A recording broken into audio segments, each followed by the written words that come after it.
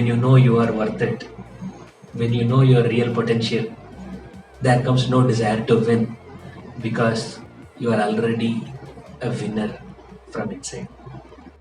Hariyo, I hope you liked the last week's story. This story is going to be continuation of the last week's story. Akbar, Tansen, we all saw. I didn't tell one thing. The name of Tansen's guru. Tansen's guru's name is Haridas. At least once it is better to tell, right? Can you tell once? Haridas. Yes. So Haridas ji is the guru of Tansen who sang in the bank of Yamuna river who made Akbar cry. Now, there is a continuation of the story. Akbar made a rule that Tansen should not be disturbed and Tansen no need to perform for anybody or to satisfy anybody, and let Tansen do sadhana to become like his guru.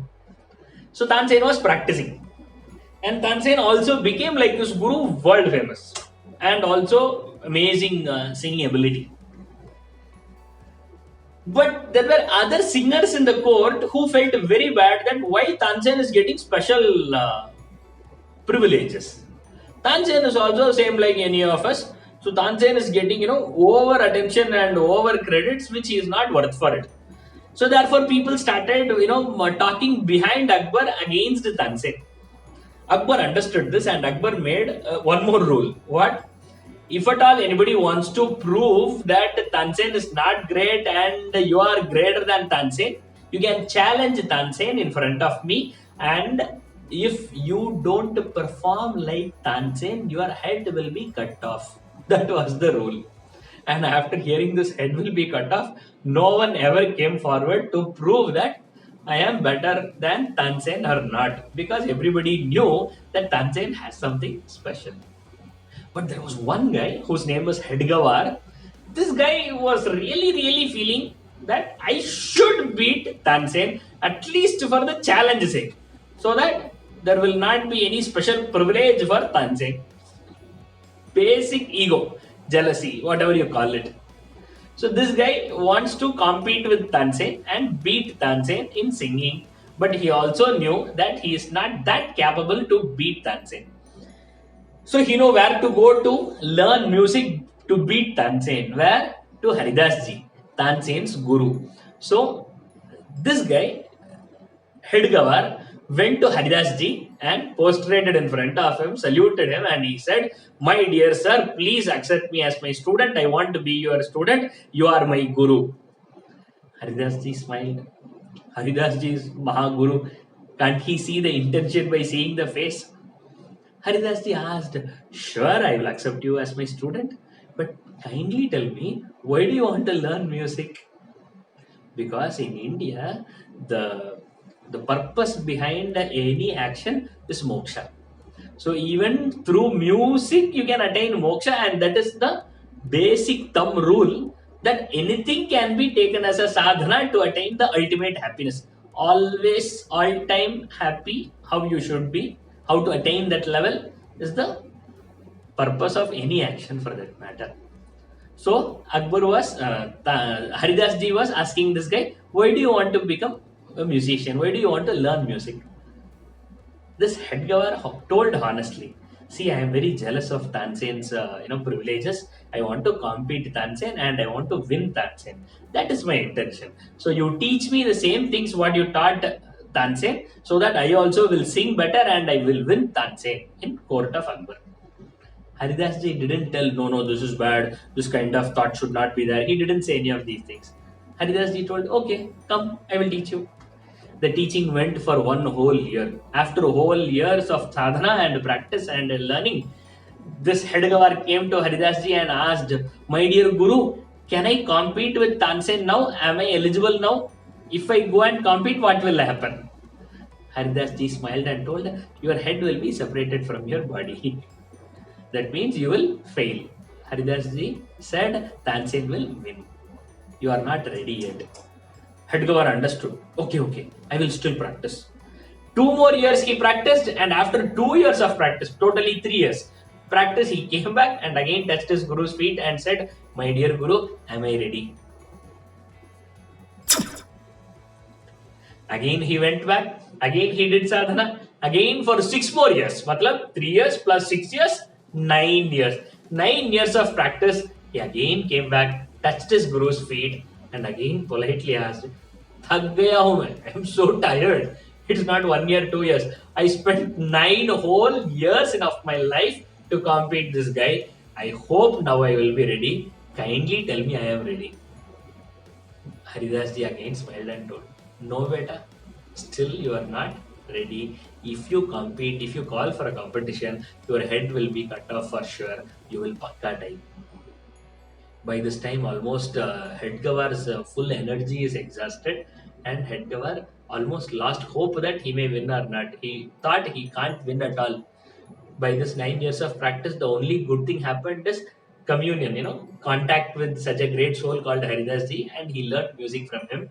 So therefore, Hedgawar told, "I think I can't win in this life. Thank you so much for teaching me with so much of patience for 9 full years. Thank you so much. I give up." And Dhavdekar went to his home. It looks very simple, right? But something happens. We can't understand God's play. God's play doesn't happen according to the rules of world. It happens out of box. Haridas ji one day falls sick.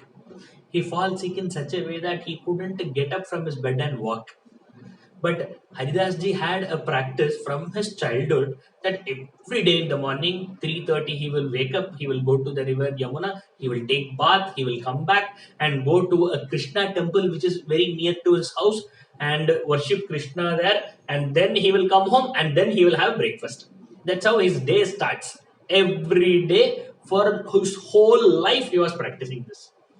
And since one day he falls sick and he couldn't get up from his bed, maybe Krishna don't want me to come and meet him and have breakfast.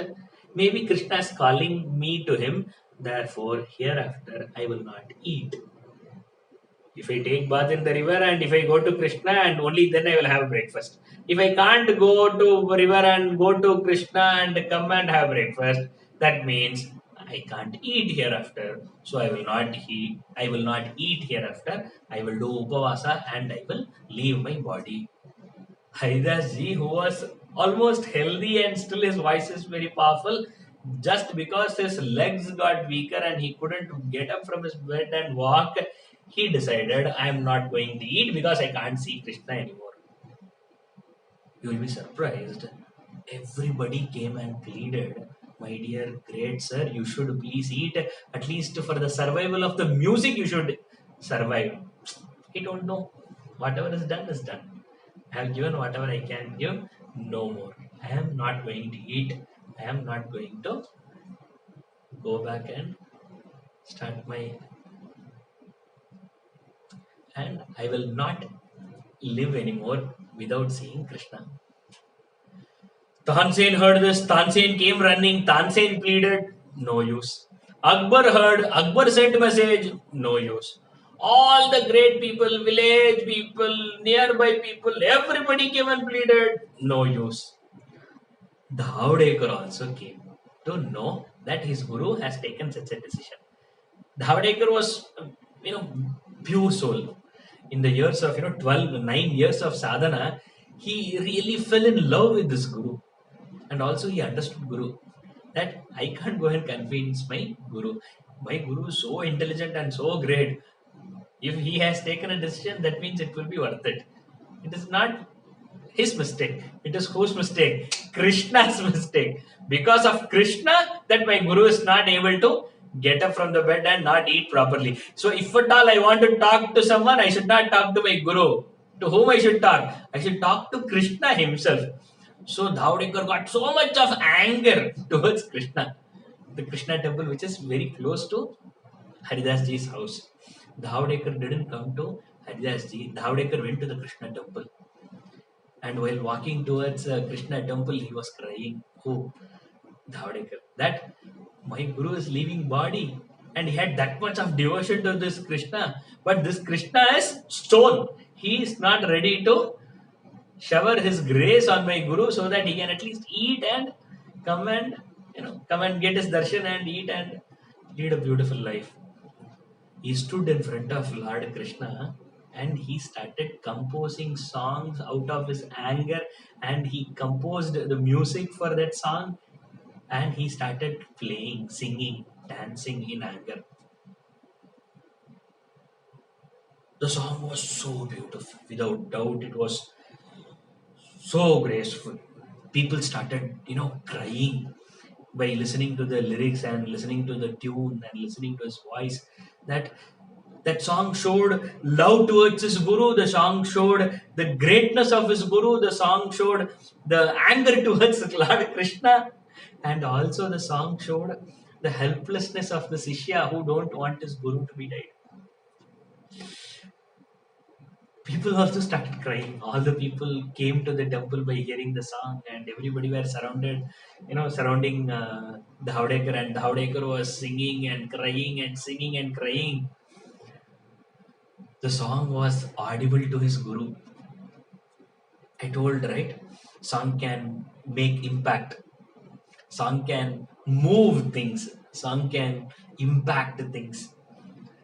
The Howdaker's song was so intense, so connected, that the very music literally changed the molecules in the legs of Haridas ji, and Haridas ji could literally gain the strength, and he stood and he himself walked towards Krishna temple. And this time he didn't come to Krishna temple to see Krishna and have breakfast. He came to Krishna temple to see the singer, his student. Dhawadekar was crying, and he was crying and singing in front of Krishna. And when the song was, about to end, somebody kept hand on his head.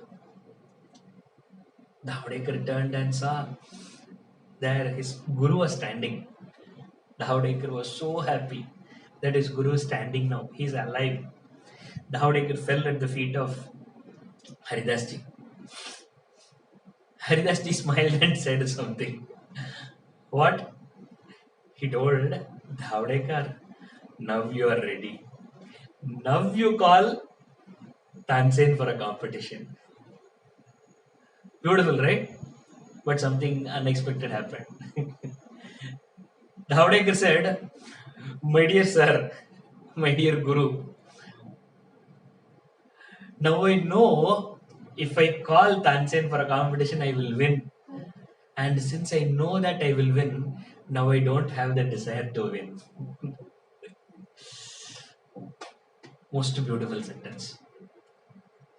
All the attitude of competition, challenge, victory, comparison, everything will come only when we think we cannot, only when we are not capable. The moment we realize our real strength,